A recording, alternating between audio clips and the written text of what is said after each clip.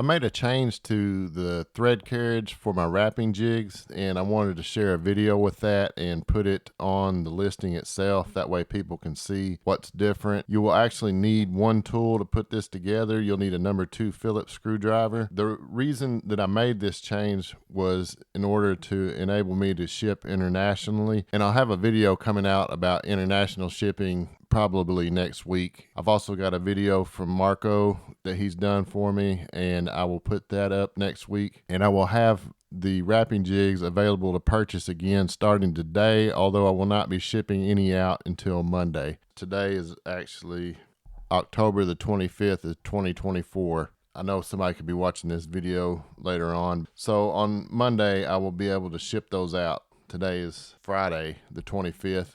I will have those available to ship out again on Monday. I'll be out of town this weekend. That's why I can't ship any, but I'll have them for sale right now. You can go ahead and purchase one and I'll be able to ship it on Monday. I've had people contact me and say, I'm trying to buy a jig. They're showing sold out. After I sold the last of the original style thread carriage, I didn't want to sell anymore until I had a video uploaded showing the new style. This change was really just for shipping purposes. I'm able to ship this in the same box, but it sets in the box in a much better way than the original did. There wasn't much clearance around the sides or one of the corners for the old style thread carriage, and I actually had a couple of these break. Now, I've sold a whole lot of these, so it's not like they were breaking regularly, but I knew that it would be a major issue when it comes to international shipping. In order to do that, because I've had too many people ask for these outside of the US, I'm going to do that here very soon,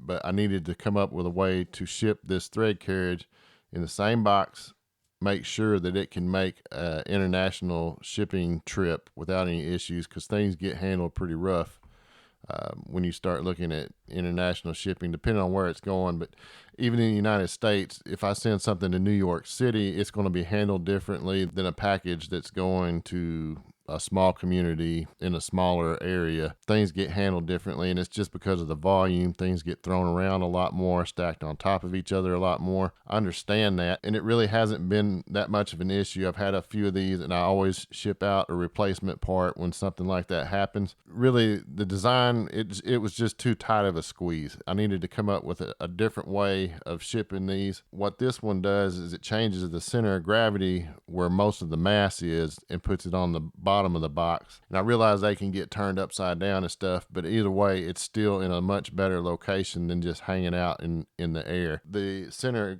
gravity on these, where all the mass is where the threaded rods go all the way through, and it creates some leverage in addition to any kind of throwing around or squashing or anything that might happen. This changes the center of mass to a much better location, and it also removes any of the extremities of the thread carriage far enough away from the sides and the corners of the boxes to where it's got a lot of cushion room. The overall dimensions of the new thread carriage are almost identical to the original. The only major change is the thickness of the body of it. It's a little thicker to accommodate recessed screw heads. And speaking of the screw heads, the screws that I use to hold these together are thread rolling screws made for plastic. They're a little more expensive than something like, say, a sheet metal screw. I have a sheet metal screw here and a plastic thread rolling screw above it. You'll notice the thread rolling screw for plastic has a blunt end on it instead of a point, and the threads are a lot sharper. They're a lot thinner threads, and they're deeper threads than the equivalent size of a sheet metal screw. And these are made for cutting threads into plastic, and they do an excellent job. They can hold a lot of torque without stripping out the plastic itself. The best practice for assembly on these is to start your screw backwards, and you'll hear it engage into the threads that are already cut, because I've already run the screws into these, so you don't have to use the extra force to cut the threads. If you'll just back it up, you'll feel it drop into place, and then you start tightening it and everything will go smooth. They cut excellent threads in plastic, and it's well worth the added expense. They hold up better. The connections are a lot better. But now let's get into the assembly of the unit itself. The way I designed the new thread carriage is to basically clamp around the foam insert in the shipping container, it holds itself tightly against that foam, and it does so by pivoting on screws. And I put it into position and I tighten those screws down. So the first thing you'll need to do is loosen the screws up so that you can unfold the thread carriage enough to get it away from the foam. You can pull the foam out. Once you get those screws loosened and pivot the thread carriage at the different sections, you can slide that foam out. And then there are 2 screws that you'll need to remove in order to get it to move into its correct position. And you can see those screws because they go all the way through the 2 outside sections, and you can see the screw in between those sections. Those 2 screws need to come out so that you can reinstall those screws back into the thread carriage once the sections are in their correct orientation.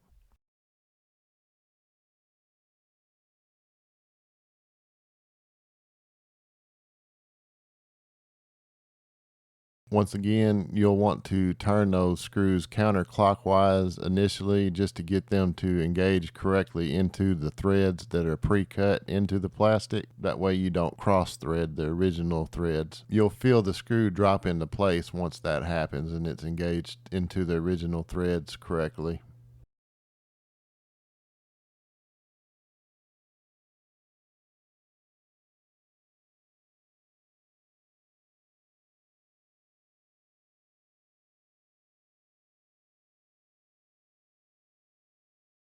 Leave all your screws just a little loose. That way you can do the next part, and that's to make sure everything is lined up correctly. We're going to be installing a section of EMT conduit that is used for the rails for the jig. We're going to put that through the holes on the front side of the thread carriage, and that's just to make sure that those holes are lined up properly. Then we can go back and tighten down those screws and snug them up. They should just flush out with the back side.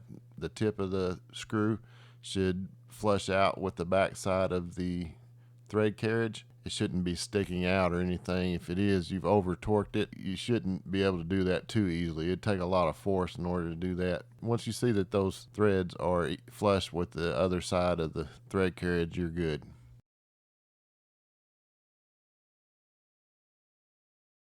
And the last step is to rotate the middle guide and the front guide. You're just going to rotate those 1/4 turn clockwise, and that will put them in the correct orientation. They have to be turned sideways in order for the parts to move between each other as it's pivoting. So once you get everything tightened down, just turn those a 1/4 turn and you're good to go.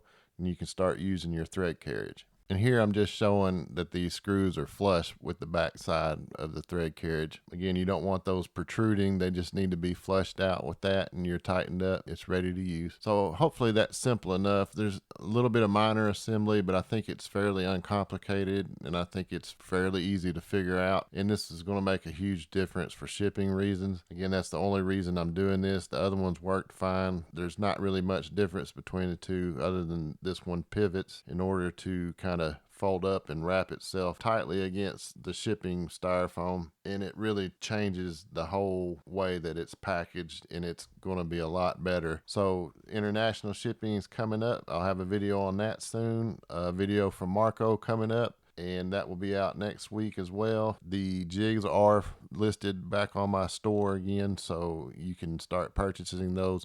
I just wanted people not to be surprised when they open it up and see something that's different than what was on the original video.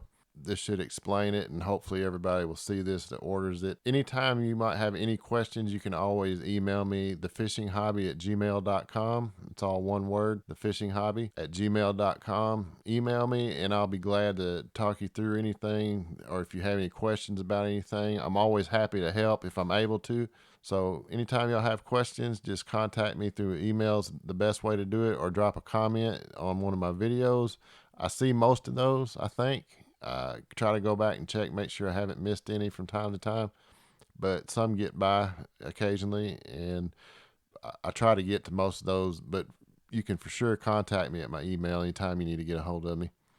And that's all I've got. And I hope y'all enjoyed this video, and I hope it makes sense. I think it's pretty easy to get this thing put together, but it's going to make a big difference on shipping, and that's really the main reason I'm doing this. So I will talk to y'all next time, and y'all take care.